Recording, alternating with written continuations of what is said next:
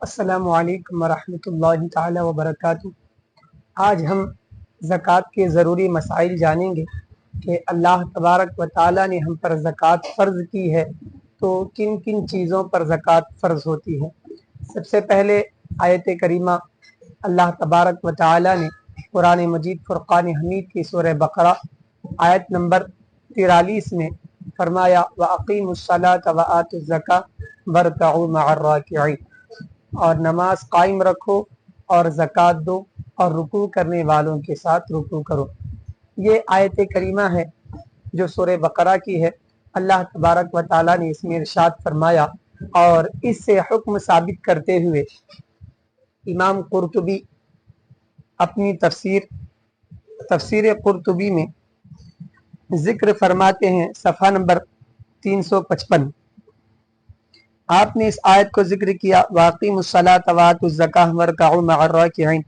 اور مسئلہ نمبر 1 میں فرمایا کہ اللہ تعالیٰ کا ارشاد وَأَقِیمُوا الصَّلَاةَ امر ہے اور وجوب کے لیے ہے۔ اسی طرح مسئلہ نمبر 2 میں فرماتے ہیں کہ وَآتُوا الزَّکَاةَ، یہ امر بھی وجوب کے لیے ہے کہ واجب ہے مسلمانوں پر زکوٰۃ کا ادا کرنا۔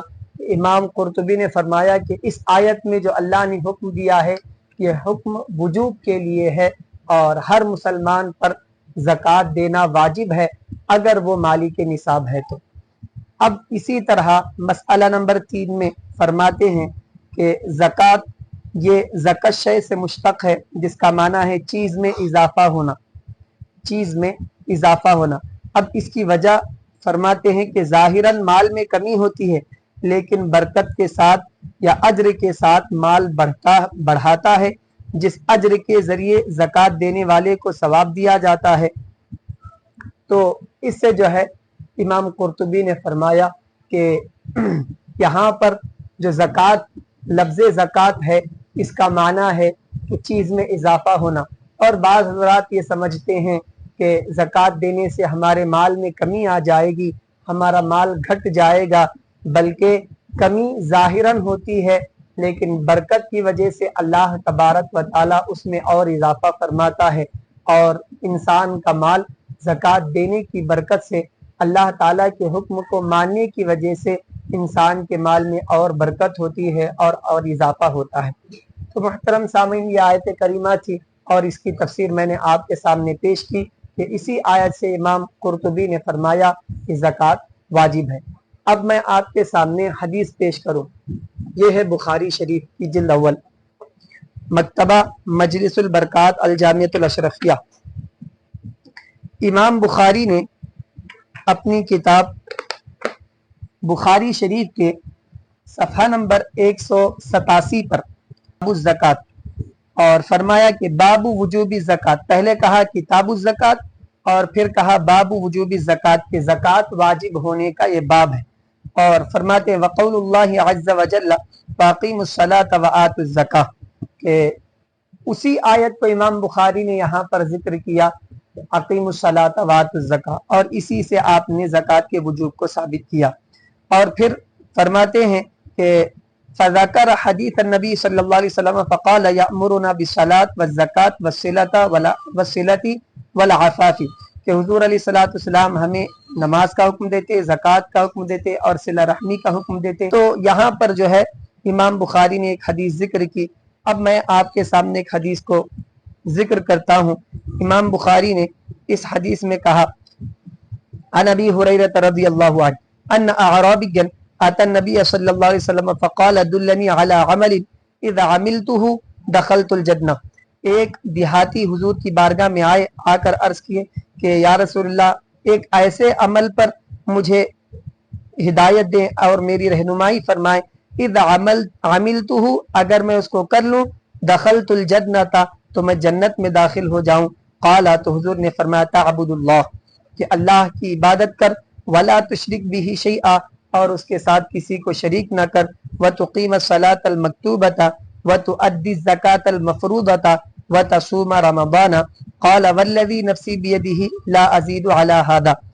تو حضور نے فرمایا کہ جو نماز تجھ پر فرض کی گئی اس کو ادا کر، اور زکوٰۃ جو فرض کی گئی اس کو ادا کر، اور رمضان کا روزہ رکھ۔ تو اس نے کہا، عرض کی والذی نفسی بیدہ،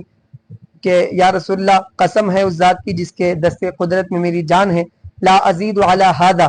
اس پر میں کچھ زیادتی نہیں کروں گا۔ فلما بلا، تو جب وہ شخص پلٹا، قال النبی صلی اللہ علیہ وسلم، تو حضور علیہ الصلوۃ والسلام نے فرمایا، من سرہ ان ينظر الی رجل من اہل الجنہ، کہ جو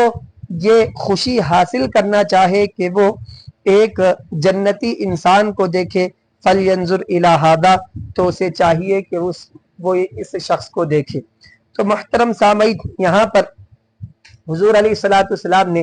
زکوٰۃ ادا کرنے پر جنت کی بشارت سنائی اور کہا کہ جو انسان زکوٰۃ ادا کرے گا، نمازوں کی پابندی کرے گا، رمضان کے روزے رکھے گا، تو حضور علیہ الصلوۃ والسلام نے فرمایا کہ اس کے لیے جنت اللہ تبارک و تعالیٰ نے تیار کر رکھی ہے۔ اور حضور نے فرمایا کہ دنیا میں ہی کوئی اگر جنتی کو دیکھنا چاہتا ہے تو وہ اس انسان کو دیکھے جو نمازیں بھی ادا کرتا ہے، روزے بھی رکھتا ہے، اور حضور نے فرمایا کہ زکوٰۃ بھی دیتا ہے۔ تو یہاں پر زکوٰۃ دینے والوں کی فضیلت حضور علیہ الصلوۃ والسلام نے فرمائی۔ اور اسی طرح صفحہ نمبر 188 پر امام بخاری ایک حدیث نقل کرتے ہیں اور حدیث نمبر ہے 1404، عن ابی ہریرہ قال قال رسول اللہ صلی اللہ علیہ وسلم، من اتاه اللہ مالا فلم يؤدي زکاتہ مثل له ماله يوم القیامة شجاعا اقرا له زبیبتان یقوه يوم القیامة ثم يأخذ بلہزمتیہ یعنی بشدقیہ ثم يقول انا مالک انا کنزک ثم تلا ولا تحسبن الذین یبخلون الآیہ، کہ یہاں پر حضرت ابو ہریرہ رضی اللہ عنہ سے حدیث نقل کی، فرمایا کہ اللہ کے رسول صلی اللہ علیہ وسلم نے فرمایا، جس کو اللہ نے مال عطا کیا پھر اس نے اپنے مال کی زکوٰۃ نہیں ادا کی تو اللہ اس کے مال کو سانپ کی شکل میں قیامت کے دن گنجے سانپ کی شکل میں بنا دے گا، جس کے 2 جبڑے ہوں گے، اور وہ قیامت کے دن اپنے 2 جبڑوں سے اس کو پکڑے گا اور کہے گا کہ میں تیرا مال ہوں اور میں تیرا خزانہ ہوں جو تو نے جمع کیا تھا۔ تو یہاں پر حضور علیہ الصلوۃ والسلام نے زکوٰۃ ادا کرنے والوں کے لیے بشارت بھی سنائی اور زکوٰۃ نہ ادا کرنے والوں کے لیے وعید بھی سنائی، اور اس طرح کی کئی احادیث موجود ہیں جس میں حضور علیہ الصلوۃ والسلام نے فرمایا کہ زکوٰۃ دو اور اپنے مال کو مضبوط قلعوں میں اپنے مال کو محفوظ کر لو۔ تو جب بندہ زکوٰۃ ادا کرتا ہے تو اس کا مال محفوظ ہو جاتا ہے، اللہ تبارک و تعالی اس کے مال کو محفوظ فرما دیتا ہے۔ تو یہاں پر زکوٰۃ ادا کرنے سے مسلمانوں کو اتنی چیزیں حاصل ہوتی ہیں کہ ان کا مال محفوظ ہو جاتا ہے، پھر قیامت کی ہولناکیوں سے وہ بچ جاتے ہیں اور ثواب کے بھی وہ مستحق ہو جاتے ہیں۔ اب رہی چیز یہ کہ زکوٰۃ کن چیزوں پر واجب ہوتی ہے، آئے میں بھی آپ کے سامنے اس کو ایک حوالے کے ذریعے پیش کر دوں۔ یہ ہے بہار شریعت، اس میں مفتی امجد علی اعظمی علیہ رحمہ نے فرمایا کہ زکوٰۃ 3 قسم کے مال پر واجب ہوتی ہے، ایک ثمن یعنی سونا چاندی، دوسرا مال تجارت، تیسرا سائمہ یعنی چرائی پر چھوڑے جانور۔ یہ 3 چیزیں ہیں جن کے اوپر زکوٰۃ واجب ہوتی ہے۔ تو اس سے ہمیں معلوم ہوا کہ زکوٰۃ 3 چیزوں پر واجب ہوتی ہے، سونا چاندی اور تجارت کا سامان اور سائمہ جانور جو چرائی پر چھوڑتے ہیں۔ اب چونکہ عرب میں ان کی کثرت تھی، گایوں کی اور اونٹوں کی کثرت تھی، تو اس اعتبار سے عربوں کے اعتبار سے جب اللہ تبارک و تعالیٰ نے زکوٰۃ کا حکم نافذ کیا تو حضور علیہ الصلوۃ والسلام نے ان کو بھی شامل کیا اور کہا کہ جانوروں پر جو اونٹ ہے، گائے ہے اور جس کے پاس بکریاں ہیں ان کے اوپر بھی زکوٰۃ واجب ہوتی ہے۔ اب چونکہ ان سے ہمارا زیادہ واسطہ نہیں پڑتا ہے، جانوروں سے، اونٹوں سے، گایوں سے، تو ان سے جو ہے ہمارا واسطہ نہیں پڑتا ہے، تو اس اعتبار سے ہم اس کو چھوڑ کر 2 جو چیزیں ہیں، ثمن یعنی سونا چاندی اور مال تجارت، اس کے اوپر آتے ہیں۔ اب ایک سوال یہ ہوتا ہے جو جدید سوالات ہیں کہ کیا فکس ڈپازٹ کے اوپر بھی زکوٰۃ واجب ہوتی ہے؟ کیا فکس ڈپازٹ جو بینک میں رکھا جاتا ہے اس کے اوپر بھی کیا زکوٰۃ واجب ہوتی ہے؟ تو آئے میں ایک حوالے کے ذریعے آپ کے سامنے پیش کر دوں۔ یہ ہے فتاوی مرکز تربیت افتاح، اس میں صفحہ نمبر 395 میں ज़कात का बयान। यहाँ पर जिक्र किया कि जो बैंक में फिक्स डिपॉजिट कराया जाता है तो उस पर ज़कात वाजिब होगी या नहीं, ये सवाल यहाँ पर हुआ। और सवाल नंबर 1 में उन्होंने कहा बैंक में रुपया 7 साल के लिए फिक्स किया जो कि 7 साल बाद मिलेगा, इस रुपये की हर साल ज़कात निकालें या 7 साल बाद जब वो निकलेगा तब निकालें और कितना निकालें। तो इस सवाल पर आपने जवाब दिया कि बैंक में जो रुपये 7 साल के लिए फिक्स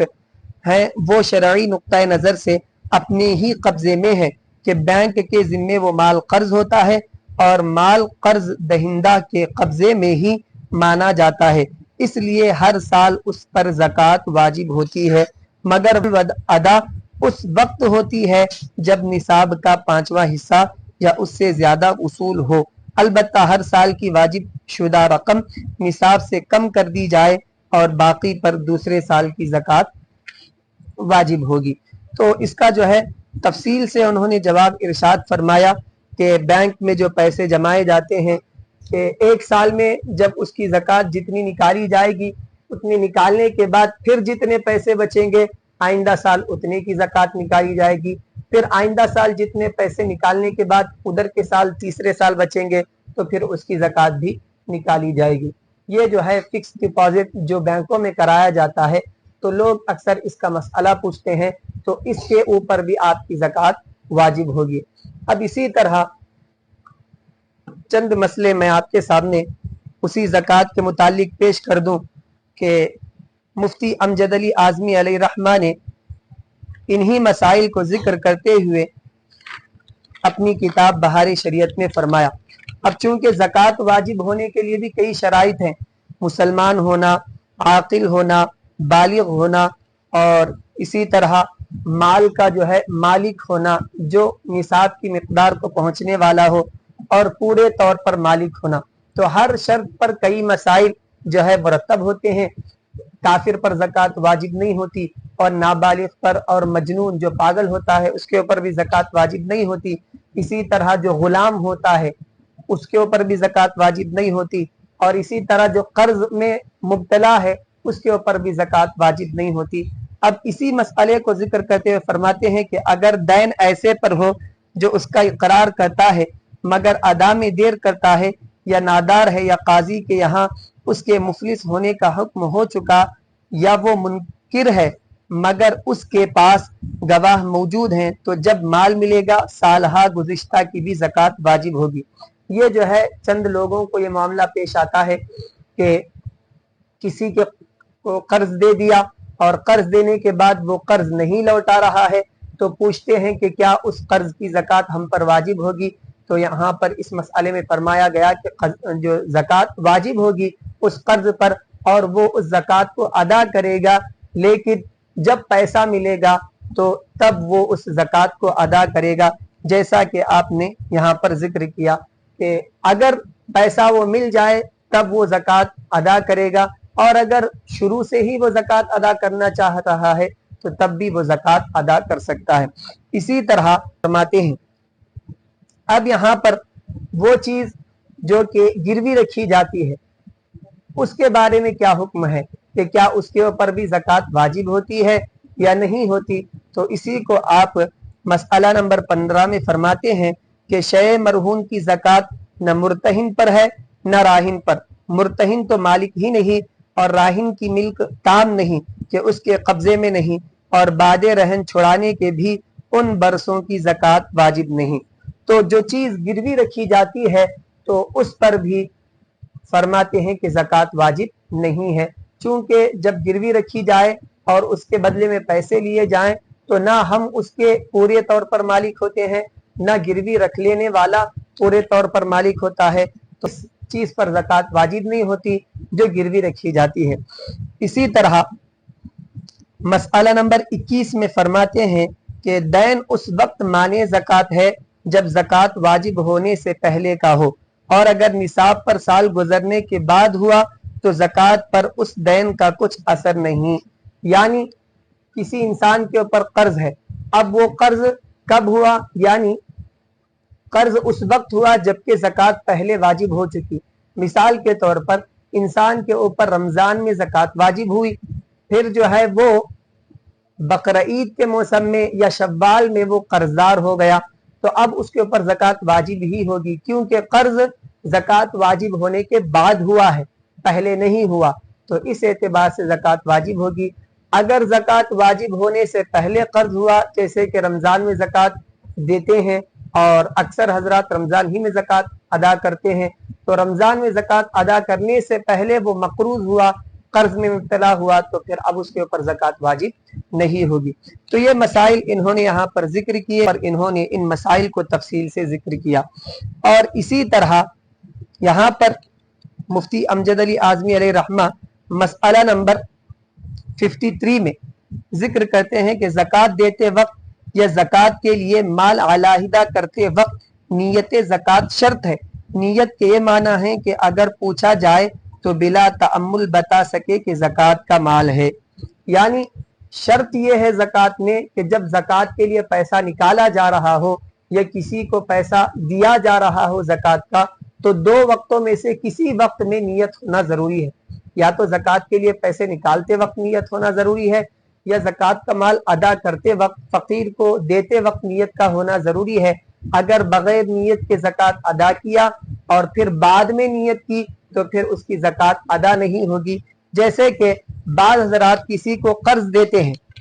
اور قرض دینے کے بعد یہ سوچتے ہیں کہ اب یہ قرض مجھے نہیں لوٹائے گا، تو اب میں یہ سوچ رہا ہوں کہ میں اسی کو زکات کر دوں، تو اس کے بارے میں کیا حکم ہے؟ فرماتے ہیں کہ کسی پر اس کے روپیے آتے ہیں، فقیر سے کہہ دیا اس سے وصول کر لے اور نیت زکات کی کے بعد قبضہ ادا ہو گئی، فقیر پر قرض ہے، اس قرض کو اپنے مال کی زکات میں دینا چاہتا ہے، یعنی یہ چاہتا ہے کہ معاف کر دے اور وہ میرے مال کی زکات ہو جائے، یہ نہیں ہو سکتا۔ یہ مسئلہ جو یہاں پر انہوں نے ذکر کیا کہ فقیر پر یعنی کسی انسان پر اس کا قرض ہے، اب وہ انسان اس کا قرض ادا نہیں کر رہا، اب یہ چاہتا ہے کہ چونکہ مجھ پر زکات واجب ہے اب میں اسی قرض کو زکات بنا دوں، تو ایسا نہیں بنا سکتا، کیونکہ نہ وہ پیسہ نکالتے وقت اس نے زکات کی نیت کی، نہ اس انسان کو دیتے وقت زکات کی نیت کی، بعد میں نیت کر رہا ہے، اس اعتبار سے اس کی زکات ادا نہیں ہوگی اور وہ زکات کا پیسہ شمار نہیں کیا جائے گا۔ البتہ یہاں پر انہوں نے ایک ہیلا بتایا، وہ یہ کہ اب چونکہ اس کے اوپر اس کا قرض ہے، اب جب قرض ہے تو پھر یہ کیا کرے کہ جو زکات کا پیسہ اس کا نکل رہا ہے وہ اسے دے دے، جیسے ہی دے دیا تو زکات ادا ہو گئی، اب پہلے کا جو اس کے قرض باقی ہے یہ جو ہے وہ پیسے پھر واپس اس سے لے لے، یہ ایک ہیلا یہاں پر انہوں نے بتایا۔ اب یہ بات کہ زکات جو ہے ظاہر کر کے دینا ضروری ہے، علانیہ طور پر، یا چھپا کر دینا ضروری ہے، تو اس کے بارے میں فرماتے ہیں کہ زکات علانیہ اور ظاہر طور پر افضل ہے اور نفلی صدقہ چھپا کر دینا افضل ہے۔ تو یہاں پر انہوں نے کہا کہ زکات جو ہے یہ ظاہر کر کے دینا چاہیے تاکہ دوسرے مسلمانوں کو بھی سبق حاصل ہو کہ میرا بھائی زکات دے رہا ہے، میرا مسلمان بھائی زکات دے رہا ہے تو میں بھی زکات ادا کروں۔ تو یہ مسائل یہاں پر انہوں نے ذکر کیے اور فرمایا کہ زکات کے لیے تمام چیزیں شرط ہیں۔ اگر کوئی قرضدار ہے تو پھر اس کے اوپر زکات واجب نہیں ہوگی۔ اب اسی طرح میں آپ کے سامنے اور چند مسائل ذکر کروں جو زیادہ پیش آتے ہیں اس دور میں۔ اب وہ یہ کہ وہی مسئلہ کہ فکس ڈپازٹ پر زکات واجب ہوگی یا نہیں، یہ بھی یہاں پر فتاوی فیض الرسول میں انہوں نے ذکر کیا اس مسئلے کو۔ اور اسی طرح اب زکات کس کس کو دی جائے وہ مسئلہ آتا ہے کہ زکات کس کس کو دی جائے، تو علماء نے فرمایا کہ زکات جو ہے سید کو نہیں دی جائے گی، ہاشمی گھرانے کو جو کہ حضرت علی کے گھرانے سے آتا ہے اس کو نہیں دی جائے گی، اور مالک نصاب جو خود زکات دینے کے لیے مقرر ہے، جس کے اوپر خود زکات واجب ہے، اس کو اگر آپ زکات دیں گے تو پھر آپ کی زکات ادا نہیں ہوگی، کیونکہ یہ خود مالک نصاب ہے اور زکات جو ہے یہ فقیروں کا، مسکینوں کا حق ہے، جیسا کہ اللہ تبارک و تعالیٰ نے ارشاد فرمایا انما الصدقات للفقراء والمساکین والعاملین علیہا والمؤلفۃ قلوبہم وفی الرقاب۔ اس میں جو ہے 8 مصارف زکات ذکر کیے ہیں जो सूरह तौबा की आयत है। तो सय्यद को ज़कात आप नहीं दे सकते, अगर देंगे तो अदा नहीं होगी। इसी तरह हाशमी घराने वाले को आप ज़कात नहीं दे सकते, अगर देंगे तो अदा नहीं होगी। अब मसला ये आता है कि क्या अपनी बहन को ज़कात दी जा सकती है, क्या अपने भाई को ज़कात दी जा सकती है, और क्या जो है अपनी सौतेली माँ को ज़कात दी जा सकती है। तो इस मसले को जिक्र करते हुए फतावा फैजुर रसूल में सफ़ा नंबर 485 पर इस मसले को जिक्र किया और फरमाया कि ज़कात, सदक़े फ़ित्र और चरम कुर्बानी अपनी हकीकी बहन, हकीकी फूफी और तकियादार को देना जायज़ है या नहीं। तो जवाब में फरमाते हैं कि अपनी हकीकी बहन और हकीकी फूफी और तकियादार अगर साहिब निसाब हो तो अलावा चरम कुर्बानी के ज़कात और सदक़े फ़ित्र देना जायज़ नहीं। और अगर साहिब निसाब ना हो यानी फ़कीर हो, हकीकी बहन भी, फूफी भी और तकियादार भी फ़कीर हो तो दे सकते हैं, लेकिन को और हकीकी फूफी को ज़कात देना जायज़ है अगर वो फ़कीर हो तो। अब चंद लोग जो हैं खुद मालिक निसाब होते हैं और खुद जो है ज़कात देना उनके ऊपर वाजिब होता है, लेकिन फिर भी ज़कात और फितरे की रकम वो उसूल करने में अपने लिए जो है ये बाइस फ़ख्र समझते हैं और जो है अपने लिए वो पेशा बना चुके हैं कि वो ज़कात और फितरे की रकम उसूल करते हैं, हालांकि उन पर खुद ज़कात वाजिब होती है। तो ऐसों को ज़कात देना जायज़ नहीं, अगर देंगे तो आपकी ज़कात अदा नहीं होगी। इसी तरह सौतेली माँ के मुतालिक यहाँ पर इन्होंने मसला जिक्र किया सफ़ा नंबर 491 पर। आपने इस मसले को जिक्र किया, फरमाया कि सौतेली माँ को ज़कात का रुपया दे सकता है या नहीं। तो जवाब फरमाते हैं कि सौतेली माँ को ज़कात देना जायज़ है। तो यहाँ पर यह भी मसला वाज़े हो गया कि अगर सौतेली माँ फ़कीर है, गरीब है और मालिक निसाब नहीं है तो फिर उसको भी ज़कात दे सकते हैं। और एक मसला मैं आपके सामने पेश करूं, वो ये कि पेश की ज़कात निकालना जायज़ है या नहीं। अब इस मसले को इन्होंने सफ़ा नंबर 502 में जिक्र किया और फरमाया कि